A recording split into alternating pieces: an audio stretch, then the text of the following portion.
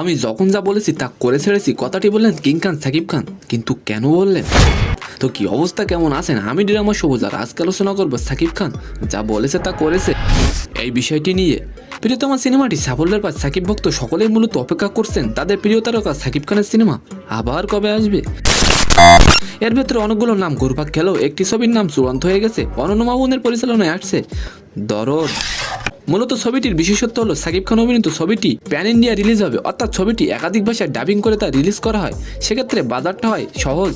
সবকিছু ঠিক থাকার পর 23 অক্টোবর মুম্বাই যাওয়া হলো না সাকিব খানের, তার কারণ ওয়ার্কিং ভিসা, যার ফলে অনেকেই বলছেন এই ছবিটি অনিশ্চিত, এই ছবিটি আর হবে না। নেটিজেনদের মধ্যেও এ নিয়ে দুই ভাগ হয়েছে, বাট সাকিব খান বলেন আমি খুব তাড়াতাড়ি ওয়ার্কিং ভিসা নিয়ে কাজ করছি, দ্রুতই আমি মুম্বাই পৌঁছাবো, আর আমি যা বলেছি তা করে ছেড়েছি।